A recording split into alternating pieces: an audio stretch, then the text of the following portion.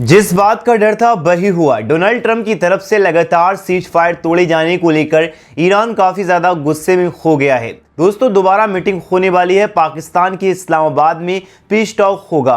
पिछला piece talk जो हुआ उस पर ईरान और अमेरिका के बीच बातचीत नहीं बन पाई। एक तरफ तो जेसी बिन्स यानी अमेरिका के उपराष्ट्रपति पाकिस्तान के इस्लामाबाद गए, वहां पर मीटिंग हुई, लेकिन मीटिंग बेनतीजा निकली। अब खबर ये आ रही है कि डोनाल्ड ट्रंप ने एक बार फिर से सीज फायर तोड़ दिया, उल्लंघन किया है। दोस्तों, खबर आ रही है कि पाकिस्तान के इस्लामाबाद में 20 अप्रैल को फिर से पीस टॉक होने वाला है।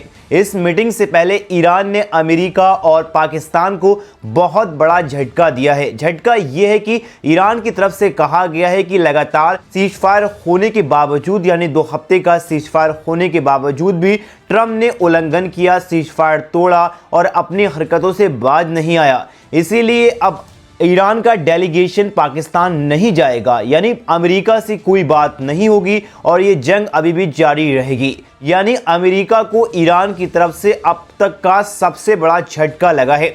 आप रिपोर्ट देख सकते हैं। दोस्तों, धमकी के साए में बातचीत मंजूर नहीं। इस्लामाबाद पीस टॉक से पहले ट्रंप को ईरान ने बहुत बड़ी वार्निंग दी है और ये है गलीबाफ। ये ईरान के संसद के स्पीकर हैं, इनका नाम गलीबाफ है। इन्होंने बहुत बड़ी वार्निंग ट्रंप को दी है। वहीं ईरान के राष्ट्रपति पेजेश्कियन ने भी धमकी दी, ये भी आपको इस वीडियो में बताएंगे। इस खबर को देखने से पहले आप चैनल को सब्सक्राइब कर सकते हैं, वीडियो को शेयर कर सकते हैं। दोस्तों, जंग खत्म करने को लेकर पाकिस्तान में अमेरिका और ईरान के बीच दूसरे राउंड की बातचीत होनी है। एक और डोनाल्ड ट्रंप ने अमेरिका डेलीगेशन भेजने की बात कही है, लेकिन दूसरी तरफ स्थिति बिल्कुल साफ नजर नहीं आ रही है। एक तरफ तो ट्रंप ये बोल रहा है कि हम अपना डेलीगेशन पाकिस्तान के इस्लामाबाद भेज रहे हैं, यानी एक तरफ तो ये कहा जा रहा है कि ये लड़ाई पूरी तरीके से रोक दी जाएगी, लेकिन इसके बावजूद भी, सीज फायर होने के बावजूद भी ट्रंप ने स्ट्रेट ऑफ हॉर्मुज को ब्लॉक कर रखा है, यानी पूरी तरीके से बंद कर दिया है। तो वहीं ईरान ने कहा है कि जब तक स्ट्रेट ऑफ हॉर्मुज यानी अमेरिका की सेना नौसेना नहीं हटेगी, जब तक ये डेलीगेशन पाकिस्तान जाना भी कोई फायदेमंद नहीं होगा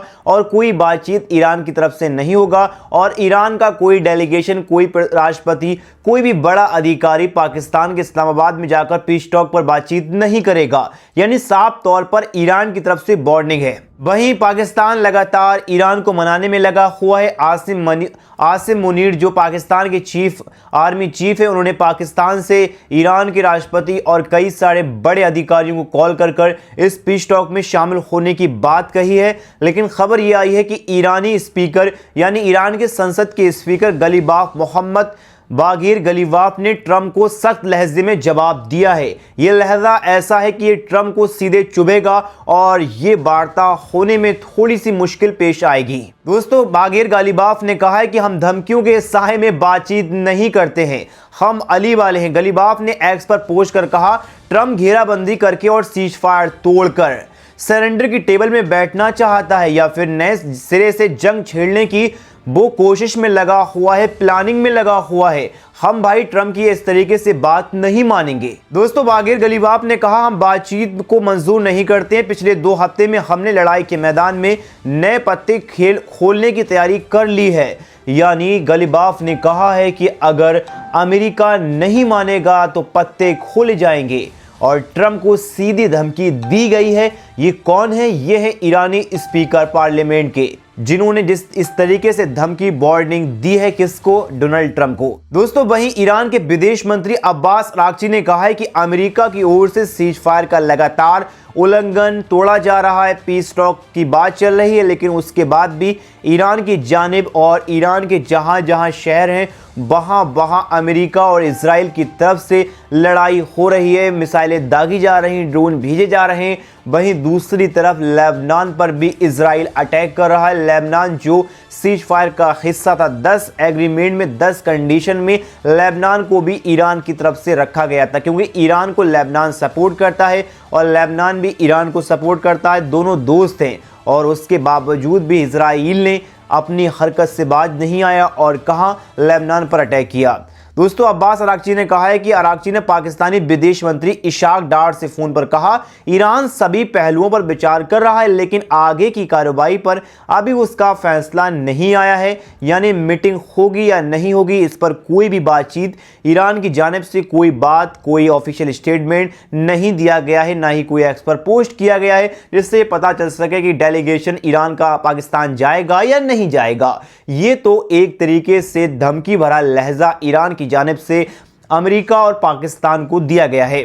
वहीं खबर आ रही कि आसिम मुनीर जो पाकिस्तान के आर्मी चीफ है, इन्होंने डोनाल्ड ट्रंप से फोन पर बात की है और एक वरिष्ठ अधिकारी ने न्यूज एजेंसी रॉयटर्स को बताया है कि उनका देश अमेरिका के साथ पाकिस्तान में होने वाली शांति वार्ता में शामिल होने पर विचार कर रहा है। पाकिस्तानी आर्मी चीफ आसिम मुनीर ने ट्रंप से हॉर्मुज ब्लॉकेड को लेकर बात की है। सूत्रों के मुताबिक मुनीर ने ट्रंप से कहा, अमेरिका दोबारा हॉर्मुज की नाकाबंदी में बातचीत में सबसे बड़ी बाधा है। हालांकि ईरानी अधिकारी ने यह साफ कहा है कि इस्लामाबाद टॉक पर अभी कोई आखिरी फैसला ईरान की तरफ से नहीं दिया गया है और न ही लिया गया है कि वो इस पीस टॉक में शामिल होगा या नहीं होगा। वहीं दूसरी तरफ ट्रंप पूरी तरीके से बौखला गया है। ट्रंप ने ईरान के शीर्ष वार्ताकार मोहम्मद बागेर ने ट्रंप को आरोप लगाया है कि नाकाबंदी और सीजफायर उल्लंघन के जरिए दबाव बढ़ा रहा है ट्रंप, और उन्होंने साफ कहा है कि ईरान धमकियों के तहत बातचीत एक्सेप्ट नहीं करेगा।